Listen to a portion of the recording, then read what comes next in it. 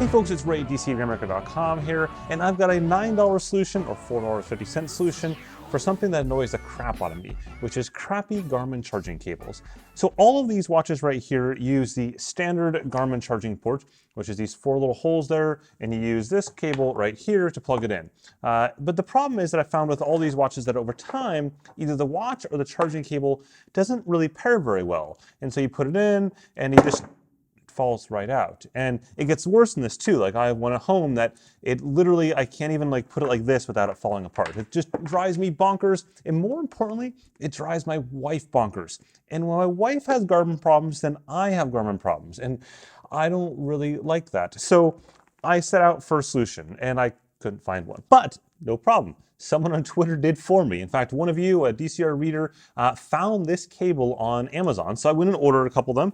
It comes in a 2-pack. There are 2 for $9, and there's also a 2-pack for €8 as well, depending on where you are. Links in the bottom down there. I did order it myself, paid for all myself. They have no idea it exists, which is probably good. It comes, Amazon, it even comes with a $5 Amazon gift card, though frankly, this looks pretty sketchy. I'm not sure I'd put this in my computer or whatever it is. But to put this in perspective, this is the Garmin charging cable. If you go on Garmin's site and order this piece of something, it is $25. That's even more of a fleecing than Apple. This 1/2 meter long charging cable, $25.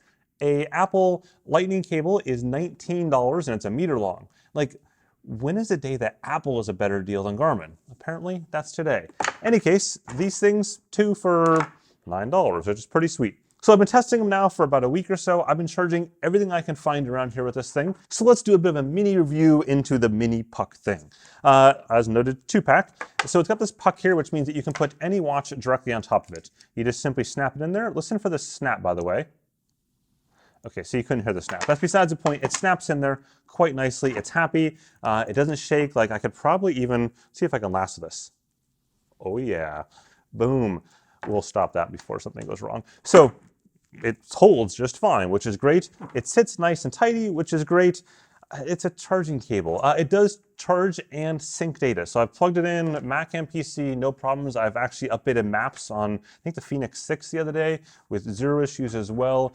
So gigs and gigs of maps pulling across, and music sync, all that stuff. Just a normal charging cable, but it sits nice and still. It doesn't fall apart.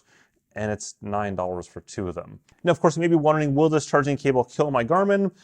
Hopefully not. On the listing itself, it says they have surge protection, and surely an Amazon listing wouldn't die. But to understand that, you have to understand USB power. For all USB devices across the board, no matter how big it is or how small it is, the way it works is that the device itself, in this case, a watch, tells the charging unit how much power it needs. So this says I need X amount of power, X amount of amps, and then that unit delivers it. And so the wall block, whatever you have, delivers it. There is no wall block in this. You just plug it into your computer, into a wall outlet, whatever you have normally, you plug it in. So this seems pretty safe. There are 189 reviews on Amazon for this product, 4.5 out of 5 stars.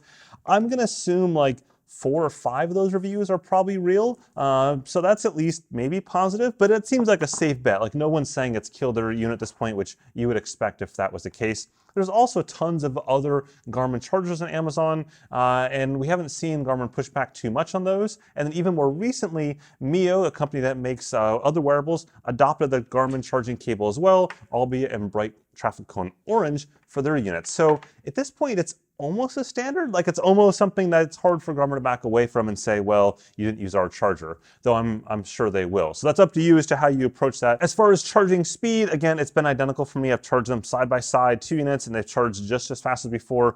No changes there because again, it's the watch telling it how much power it needs. So it all works pretty much the same. Last but not least, depending on what watch you have, some of them do not support it. So if you have a Forerunner 735, for example, or the Forerunner 645, that has the old clip style, but you're in good shape because the old clip style mostly doesn't suck.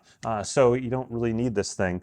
Though maybe there are ones for this as well. I don't really know. I just was trying to solve my particular problem, which was these watches and their sucky charging port. So then that probably brings up the question is, why can't Garmin or others use just a standard USB-C or micro USB or something charging cable? And the truth is they sort of suck. Companies have actually tried. For example, Polar a couple of years ago tried doing this with the Polar M400 using a micro USB connector. It was theoretically waterproofed and the spec according to the port was waterproofed, but in reality, it had a really rough go of things. It was more or less a disaster. So one of the challenges with wearables, anything like this, is that you're gonna have salt, you're gonna have seawater, you're gonna have gunk, mud, all that kind of stuff gets in that port over time. And as you plug this charging cable in and out a million times, eventually that port starts to degrade and bad things happen. So then the question is, why not something like wireless charging? Obviously, Apple has that, Samsung has that, other companies have wireless charging. And wireless charging is showing a lot of promise. And for phones, it's great, especially with new fast charging. But for wearables, it's still a rougher go.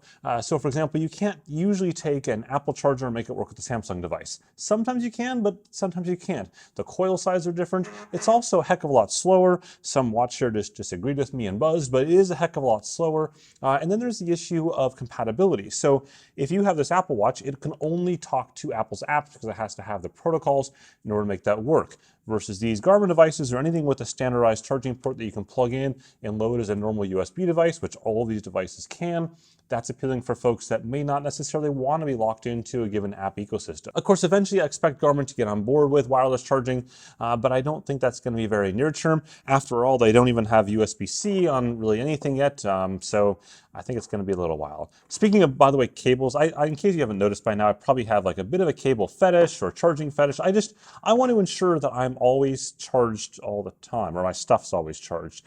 This is like one of my favorite cables, so another cable here for you. Another thing I bought myself, by the way. So it's nylon, which means it's easy to find in my bag of cables. It's the only one that is nylon, so it makes it simple. Lightning, USB-C, and micro USB all on one nifty little cable. In fact, the Lightning will even do data transfer, which is kind of cool, but I really wish I could basically just simply take this and just go straight in like that. That would be amazeballs, because then I would have the sucky connector, but still would have a Garmin connector. I'd have USB-C, micro USB, and Lightning. And when I travel, this is the cable I primarily bring. So I'd at least be able to minimize some of the things I have in my bag full of things that TSA and whatever else hate me for.